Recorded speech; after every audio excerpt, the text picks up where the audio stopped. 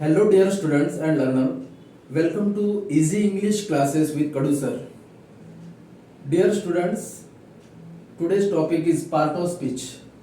विद्यार्थी मित्रांनो, part of speech हा लँग्वेजसाठी इंग्रजीसाठी फारच महत्त्वाचा भाग आहे.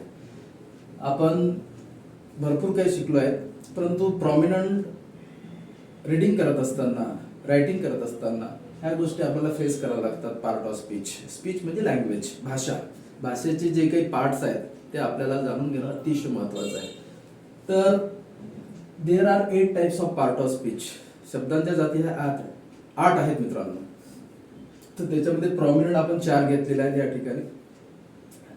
नाउन म्हणजे नाव, नामवाचक शब्दाला नाउन असं म्हणतात, नाम असं म्हणतात. आणि इंग्लिशमध्ये डेफिनेशन केलेली आहे आपण, naming word is called noun.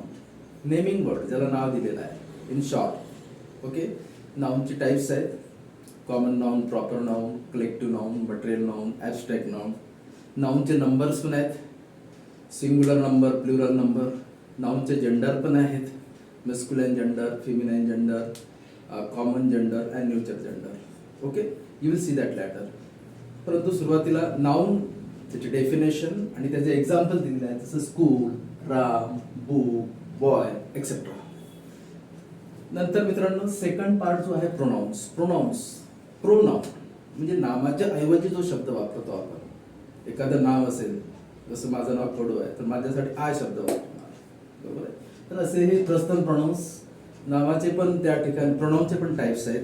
Personal pronounce आहे, रिलेटिव्ह प्रोनाउन्स आहे, डेफिनेट प्रोनाउन्स आहे, नंतर इनडेफिनेट प्रोनाउन्स आहेत एक्सेट्रा. नंतर त्या ठिकाणी उदाहरण दिलेले आहेत प्रोनाउनचे. आय म्हणजे मी, वी म्हणजे आम्ही, यू म्हणजे तू, ही म्हणजे तो, सी म्हणजे ती, इट म्हणजे तो, ती, ते एक्सेट्रा. नंतर वर्ब म्हणजे action word is called verb. वर्बशिवाय वाक्यच तयार होऊ शकत नाही. वर्ब, जसं I am teaching to you, जर टीच म्हणजे शिकवणे, हे वर्ब झालं, बरोबर आहे. जसं स्टडी अभ्यास करणे, प्ले खेळणे, गो जाणे, रीड वाचणे. त्याच्यामध्ये रेग्युलर वर्ब, इरेग्युलर वर्ब अशा प्रकारचे 2 टाइप्स आहेत वर्बमध्ये.